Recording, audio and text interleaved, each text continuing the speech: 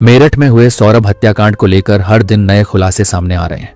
इसी बीच जब वकील रेखा जैन ने जेल में मुस्कान से मुलाकात की तो पूछताछ के दौरान जो सच सामने आया उसने वकील को भी स्तब्ध कर दिया। मुस्कान ने ऐसा राज उजागर किया जिसे सुनकर रेखा जैन भी सन्न रह गई। मेरठ की जेल की ऊंची दीवारों के पीछे एक ऐसा राज छिपा था जो पूरे देश को हिलाकर रख दिया। 3 मार्च की रात सौरभ राजपूत की हत्या के साथ शुरू हुई एक कहानी जिसमें प्यार, धोखा और एक खतरनाक षड्यंत्र के सारे रंग घुले हुए थे। मुस्कान रस्तोगी, एक ऐसी औरत जिसने अपने ही पति का कत्ल अपने प्रेमी साहिल शुक्ला के साथ मिलकर बेहद शातिर तरीके से अंजाम दिया। अब वह जेल की सलाखों के पीछे है, लेकिन उसके इरादे अब भी जिंदा है। उसकी आंखों में पछतावे का नामो निशान नहीं है। जब मुस्कान से सवाल किए गए तो उसके जवाबों में सच्चाई से ज्यादा रहस्य और झूठ की परतें छिपी थीं। क्या वाकई मुस्कान और साहिल ने सौरभ को सोची समझी साजिश के तहत मौत के घाट उतारा? क्या प्यार में अंधी मुस्कान ने अपने ही हाथों अपने पति की जान ले ली? हत्या के बाद खुद को बचाने के लिए दोनों ने क्या क्या हथकंडे अपनाए? जेल की कोठरी में बंद मुस्कान की सच्चाई अब धीरे धीरे बाहर आने लगी है। 13 दिनों तक सोशल मीडिया पर एक्टिव रहकर उसने सबको अंधेरे में रखा। एक प्रेम कहानी जो विश्वासघात में बदल गई, एक हत्या जिसने कई खौफनाक राज अपने भीतर समेटे थे, और एक अदालत जहां इंसाफ की कसौटी पर मुस्कान और साहिल खड़े हैं। क्या उनका प्यार जेल की ऊंची दीवारों के बीच दम तोड़ देगा, या फिर इस केस में कोई नया मोड़ आने वाला है? सच्चाई जानने के लिए हमारे साथ जुड़े रहिए इस वीडियो के अंत तक, क्योंकि अब हम आपको बताएंगे वे सवाल जो मुस्कान और साहिल से पूछे गए और उनके जवाब जो इस मामले को और भी पेचीदा बनाता है। वीडियो में आगे बढ़े उससे पहले हमारी बस एक छोटी सी रिक्वेस्ट है। सौरभ को इंसाफ दिलाने के लिए we want justice for Saurabh जरूर लिखें। साथ ही वीडियो को लाइक करें और चैनल को सब्सक्राइब करना न भूलें। मेरठ जेल में बंद सौरभ हत्याकांड के मुख्य आरोपी मुस्कान और साहिल ने सरकारी वकील की एक रिक्वेस्ट की थी। अब जो इस पूरे मामले पे सरकारी वकील मिले हैं तो उनसे मुस्कान और साहिल से मुलाकात की। वे अपने पैनल के 3 सदस्यों के साथ शुक्रवार शाम जेल पहुंचे। वहां उन्होंने अलग अलग बैरकों में जाकर मुस्कान से केस से जुड़ी जानकारी जुटाई। मुस्कान ने वकील से कहा, जेल में मेरी और साहिल की मुलाकात करवा दी जाए और हमें जमानत दिलवाएं ताकि हम बाहर आकर एक साथ रह सकें। इस पर वकील ने पूछा, क्या तुम दोनों ने कोर्ट मैरिज की है? क्या तुम शादी का कोई सबूत पेश कर सकती हो? क्योंकि जेल मैनुअल के अनुसार पति पत्नी को 15 दिन में एक बार मिलने की अनुमति तभी मिल सकती है जब वैध शादी का प्रमाण हो। मुस्कान इस सवाल पर कोई सबूत पेश नहीं कर सकी। जेल पहुंची एडवोकेट रेखा जैन ने सबसे पहले दोनों को अपना परिचय दिया और कहा, मैं रेखा जैन काउंसिल मुस्कान और साहिल के केस की पैरवी करने के लिए नामित की गई हूं। क्या आप दोनों मुझे अपने एडवोकेट के रूप में स्वीकार करते हैं? यदि हाँ तो आपको वकालतनामा पर साइन करने होंगे ताकि मैं आधिकारिक रूप से आपके केस की पैरवी कर सकूं। इसके बाद मुस्कान और साहिल ने वकालतनामा पर हस्ताक्षर किए। एडवोकेट ने एफआईआर की कॉपी और केस की समरी रिपोर्ट भी अपने पास ले ली। इसके बाद उन्होंने मुस्कान और साहिल से कुल 15 अहम सवाल पूछे। दैनिक भास्कर की एक रिपोर्ट के अनुसार पूछे गए 15 सवालों में से पहला सवाल था, वारदात के दिन क्या हुआ था? इस पर मुस्कान ने जवाब दिया, सौरभ अपने घर से खाना लाया था। उस रात हमारा झगड़ा भी हुआ था। फिर वह कुछ देर के लिए बाहर चला गया। लौटने के बाद उसने खाना खाया और सोने चला गया। उसके बाद हमसे एक गलती हो गई। दूसरा सवाल, ऐसी कौन सी परिस्थिति थी जिससे तुम दोनों हत्या करने पर उतारू हो गए? इस पर मुस्कान ने जवाब दिया, हमने ऐसा करने की सोची नहीं थी, हम बुरे लोग नहीं हैं। तीसरा सवाल, तुम्हारा और साहिल का रिश्ता क्या है? मुस्कान ने जवाब दिया, पहले हम दोस्त थे लेकिन अब मैं साहिल से प्यार करती हूँ। चौथा सवाल, साहिल तुम मुस्कान को कब से जानते हो और पहली मुलाकात कब हुई थी? इस पर साहिल ने जवाब दिया, हम पहले साथ पढ़ते थे, फिर मिले। दोस्ती पहले से थी लेकिन बाद में हमें एक दूसरे से प्यार हो गया। पांचवां सवाल, तुम दोनों के संबंध किस स्तर तक के थे? इस पर साहिल ने जवाब दिया, हमारे संबंध वैसे ही थे जैसे एक पति और पत्नी के बीच होने चाहिए। छठा सवाल, मुस्कान तुम्हारे और सौरभ के बीच रिश्ते कैसे थे? मुस्कान ने जवाब दिया, सौरभ एक अच्छा इंसान था, उसने हमेशा मेरा ख्याल रखा, लेकिन फिर वह मुझे अकेला छोड़ गया।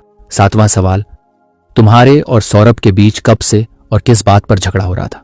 मुस्कान ने कहा, हमारे बीच करीब 2 साल से झगड़े हो रहे थे, मैं बहुत अकेली पड़ गई थी। आठवां सवाल, मुस्कान क्या तुम सौरभ को तलाक देना चाहती थी? इस पर मुस्कान ने जवाब दिया, नहीं, मैं उसे तलाक नहीं देना चाहती थी। नौवां सवाल, सौरभ तुम्हें तलाक क्यों नहीं देना चाहता था? मुस्कान ने जवाब दिया, क्योंकि वह मुझसे प्यार करता था। 10वां सवाल, मुस्कान तुम्हारे परिवार वाले तुम्हारे साथ क्यों नहीं आ रहे? मुस्कान ने कहा, क्योंकि उन्हें लगता है कि मैंने कुछ गलत किया है। 11वां सवाल, तुम्हारी मां ने ही तुम्हारे लिए फांसी की बात कह दी, क्या वो तुमसे पहले से ही नाराज थी?